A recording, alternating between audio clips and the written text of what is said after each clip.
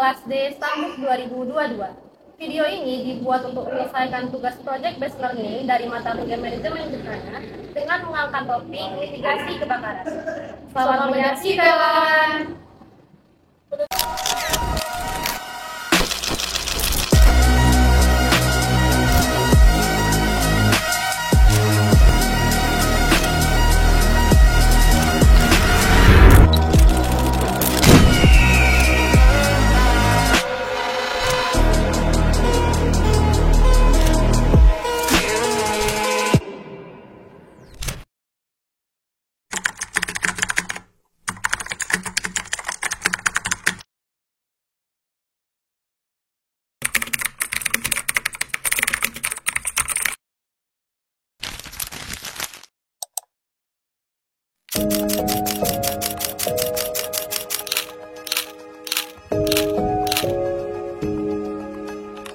Berdasarkan data Kepolisian RI, Polri, sebanyak 5.336 kasus kebakaran terjadi sejak Mei tahun 2018 hingga Juli tahun 2023. Dari jumlah itu, 24,79% atau setara 1.323 kasus terjadi sepanjang tahun ini berjalan hingga tanggal 19 Juli tahun 2023. Melihat trennya, kasus kebakaran di Indonesia cenderung meningkat. Bahkan, peristiwa kebakaran di Indonesia mencetak rekor pada Juni tahun 2023, yakni 133 kasus.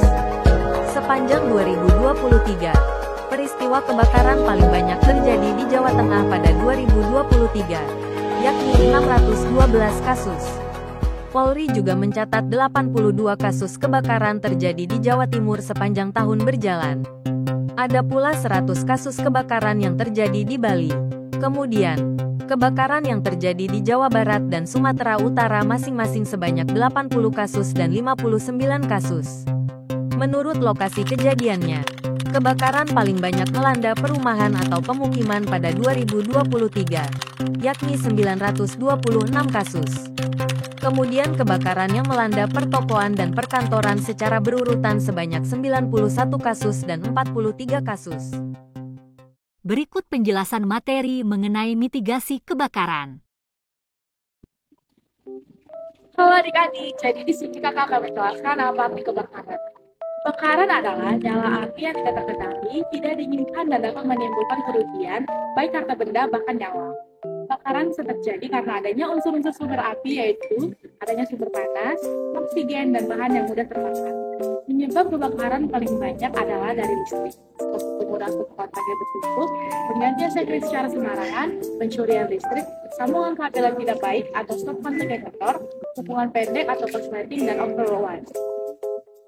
Untuk pengelompokan kebakaran menurut Peraturan Menteri Tenaga Kerja dan Transmigrasi Nomor 4/Men/1980, Bab 1 Pasal 2 Ayat 1, mengklasifikasikan kebakaran menjadi 4 kategori, yaitu kategori A, B, C, dan D. Sedangkan menurut National Fire Protection Association menetapkan 5 kategori jenis penyebab kebakaran, yaitu kelas A, B, C, D, dan K. Bahkan, beberapa negara menetapkan tambahan klasifikasi dengan kelas E. Klasifikasi tersebut adalah sebagai berikut. 1. Kebakaran kelas A adalah kebakaran yang menyangkut benda-benda padat kecuali logam. Contoh, kebakaran kayu, kertas, kain, plastik, dan sebagainya. Alat atau media pemadam yang tepat untuk memadamkan kebakaran kelas ini adalah dengan pasir, tanah atau lumpur, tepung pemadam, foam atau busa, dan air. Kedua, kebakaran kelas B. Kebakaran bahan bakar cair atau gas yang mudah terbakar. Contoh, kerosin, solar, premium atau bensin, LPG atau LNG, dan minyak goreng. Alat pemadam yang dapat dipergunakan pada kebakaran tersebut adalah tepung pemadam atau dry powder, busa atau foam, air dalam bentuk spray atau kabut yang halus. Ketiga, kebakaran kelas C. Kebakaran instalasi listrik bertegangan, seperti breaker listrik dan alat rumah tangga lainnya yang menggunakan listrik. Alat pemadam yang dipergunakan adalah karbon dioksida, tepung kering atau dry chemical. Dalam pemadam ini dilarang menggunakan media air. Keempat, kebakaran kebakaran kelas D. Kebakaran pada benda-benda logam padat seperti magnesium, aluminium, natrium, kalium, dan sebagainya. Alat pemadam yang dipergunakan adalah pasir halus dan kering, dry powder khusus. Kebakaran kelas K. Kebakaran yang disebabkan oleh bahan akibat konsentrasi lemak yang tinggi. Kebakaran jenis ini banyak terjadi di dapur. Api ini timbul di dapur dapat dikategorikan pada api kelas D. Kebakaran kelas D. Kebakaran yang disebabkan oleh adanya hubungan arus listrik pendek pada peralatan elektronik.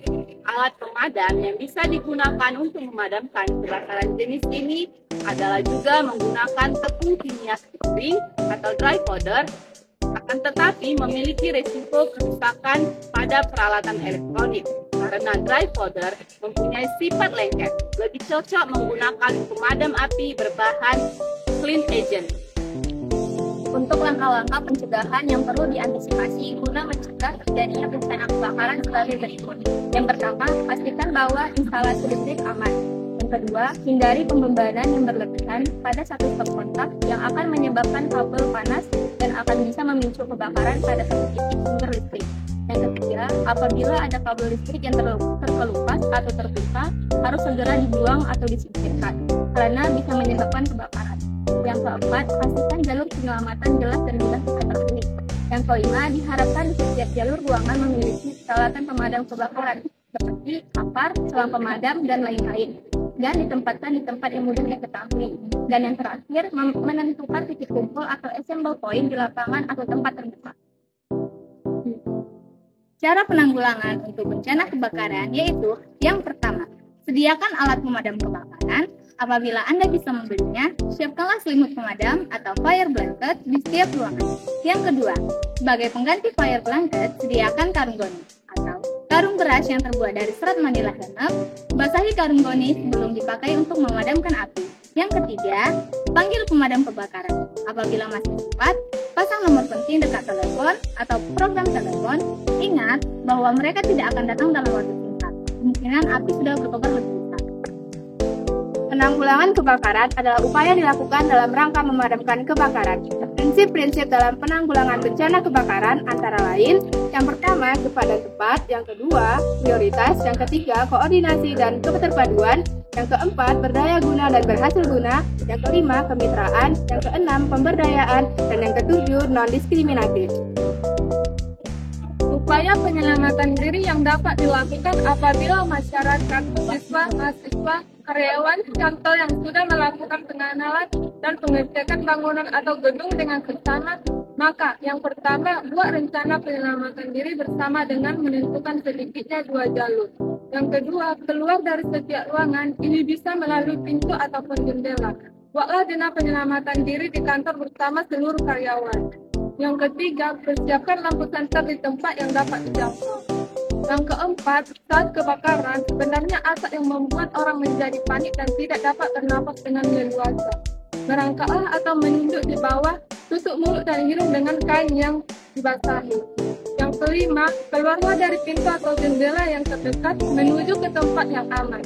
Pastikan pada pintu dan jendela dapat dengan cepat dibuka pada saat kondisi darurat.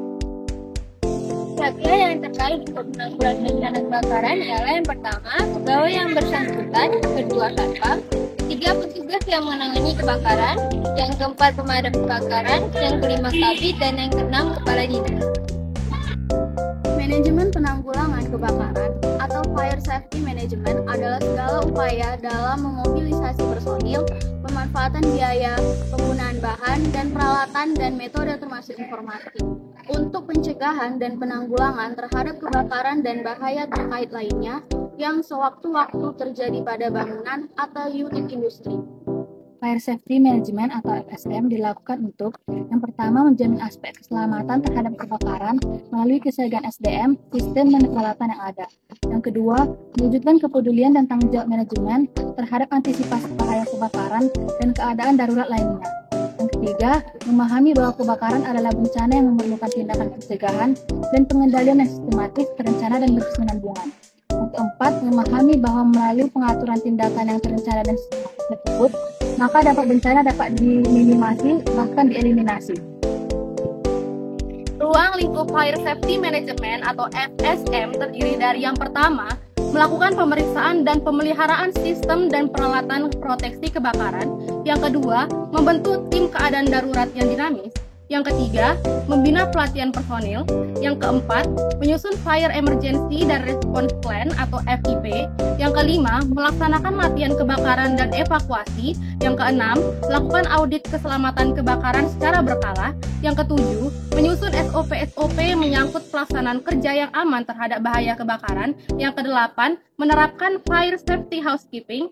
Yang kesembilan, menyelenggarakan sosialisasi aman kebakaran dan bencana lainnya. Apa yang harus kita lakukan jika terjadi kebakaran? Mari simak video animasi berikut ini. Apa yang harus kita lakukan? Basahi handuk terlebih dulu.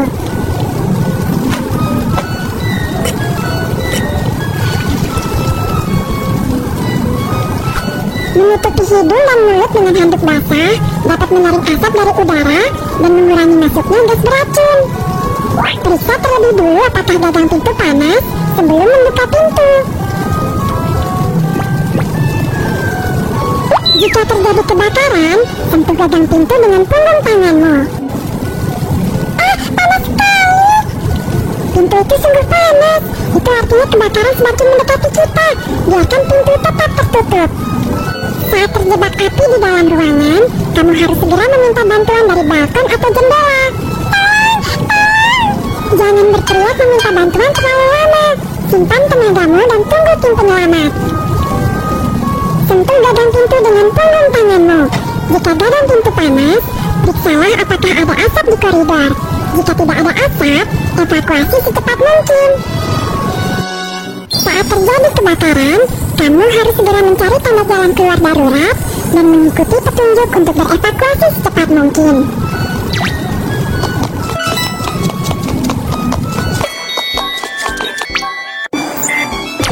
Bagaimana seharusnya kita menyelamatkan diri saat terjadi kebakaran?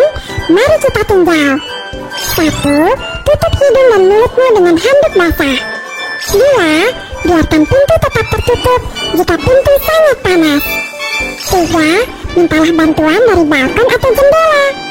4. Tetaplah tenang dan tunggu tim penyelamat. Lakukan penyelamatan diri dari kebakaran untuk berevakuasi dengan aman. 1. Tutup hidung dan mulutmu dengan handuk basah. 2. Jika gagang pintu tidak panas, buka pintu untuk memeriksa apakah terdapat asap. 3. Membungkuklah dan lanjutkan mencari jalan keluar darurat. 4. Gunakan tangga bukan elevator. Demikianlah video edukasi yang dapat kelompok kami sampaikan. Semoga bermanfaat. Terima kasih dan sampai jumpa.